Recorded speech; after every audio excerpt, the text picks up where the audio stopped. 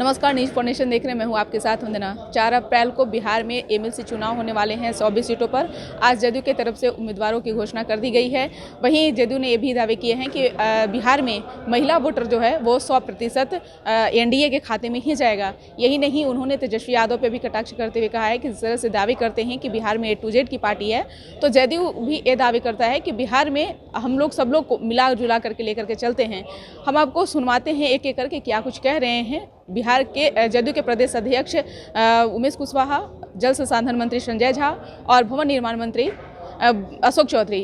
राजनीतिक दल जो क्लेम करते हैं, दूसरे राजनीतिक दल जो विरोधी दल के लोग क्लेम करते हैं, सबसे बड़ी बात है कि जो लिस्ट निकला है इसमें देखिएगा कि हम लोगों ने सभी जात के लोगों और धर्म के लोगों को इसमें उचित प्रतिनिधित्व दिया है।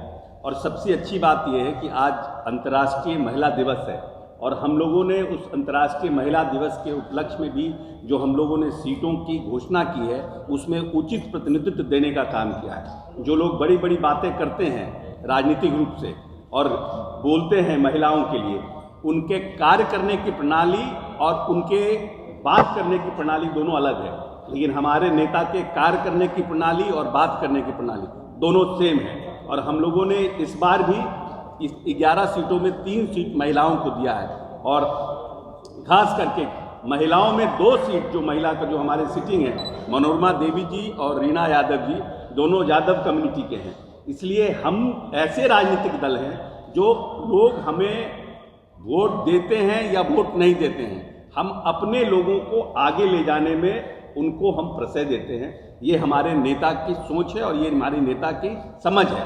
साथ साथ जो पंचायती राज व्यवस्था में जिस तरह से माननीय नेता ने पंचायत प्रतिनिधियों को जिस तरह का अधिकार दिया है, खास करके वार्ड प्रतिनिधियों को भी जिस तरह से चेक काटने का अधिकार दिया है, जो इसको बोलते हैं कि फाइनेंशियल पावर, जो नीचे सबसे नीचे जैसे राज व्यवस्था में सबसे नीचे जो वार्ड मेंबर है, वार्ड का जो हमारा प्रतिनिधित्व है पंचायती राज व्यवस्था को, उनको भी फाइनेंशियल पावर माननीय नेता ने दिया है। पूरी तरह से ट्रांसपेरेंट होके सिस्टम को डिसेंट्रलाइज किया है। उसका लाभ हमारे जो एनडीए के उम्मीदवार हैं उनको मिलेगा।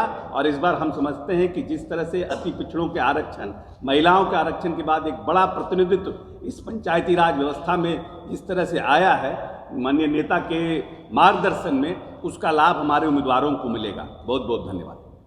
धन्यवाद। प्रदेश अध्यक्ष जी सारी बात बता दी है। अशोक जी, 2400 सीट पर एनडीए इंटैक्ट होके लड़ रहा है और खास करके ये चुनाव जो है पंचायती राज व्यवस्था से होता है। आज महिला दिवस है और पंचायत में महिलाओं का जो अधिकार, जितना आरक्षण दे करके नीतीश कुमार जी ने काम किया, अब तो चौथा चुनाव हो गया, 5वां चुनाव हो गया पंचायत का, चौथा चुनाव हो गया। अभी जो चुनाव खत्म हुआ उसके बाद ये चुनाव हो गया।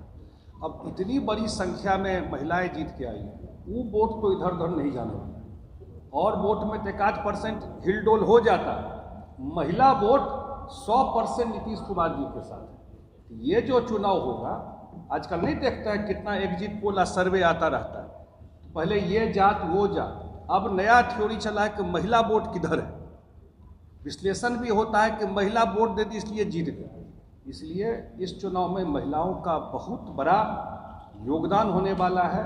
इन महिलाओं को राजनीति में आगे बढ़ाने का काम मुख्यमंत्री जी ने किया है और उनका बड़ा समर्थन हमारे एनडीए प्रत्याशी को मिलेगा। और जो हमारे 11 प्रत्याशी हैं, कुछ तो पहले भी एमएलसी रह चुके हैं, कुछ सिटिंग हैं, कुछ नए हैं, तो निश्चित रूप से एनडीए एकजुट होकर के 2400 सीट पर हम लोग चुनाव जीतेंगे। धन्यवाद।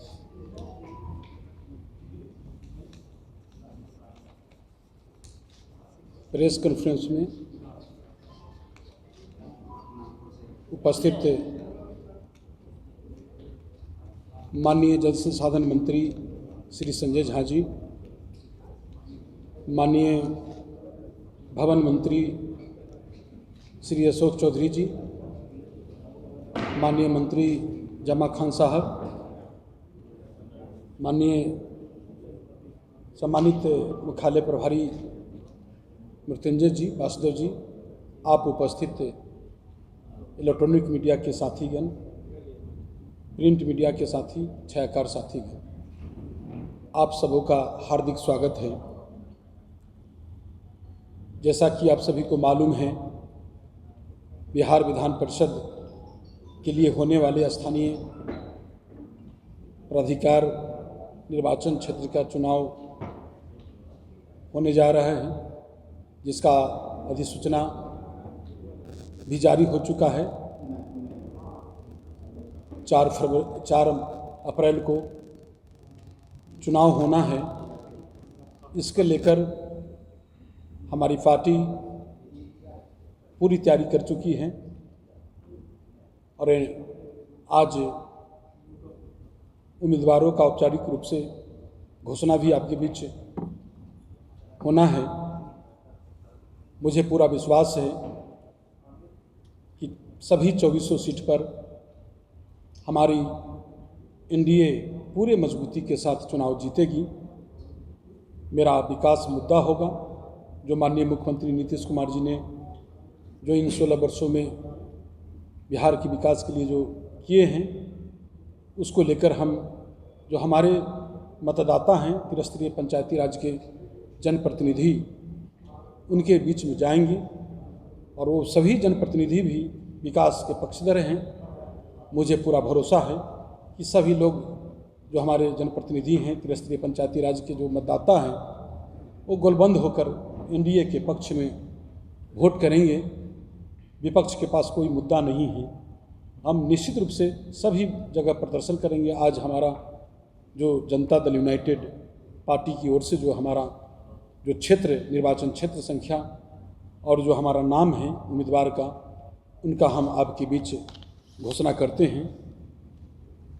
1 पटना से श्री वाल्मीकि सिंह जी, 2 नालंदा श्रीमती रीना देवी उर्फ रीना यादव जी, 3 गया जहानाबाद एवं अरवल श्रीमती मनोरमा देवी जी, 5 नवादा सलमान रागीब जी, 6 भोजपुर एवं बक्सर राधाचरण 5 भोजपुर राधाचरण शाह जी, 11 पश्चिमी चंपारण राजेश राम जी, 13 मुजफ्फरपुर दिनेश सिंह जी, सीतामढ़ी श्रीमती रेखा देवी जी, मुंगेर 18 संजय सिंह जी, भागलपुर श्री विजय कुमार सिंह जी, मधुबनी श्री विनोद सिंह जी।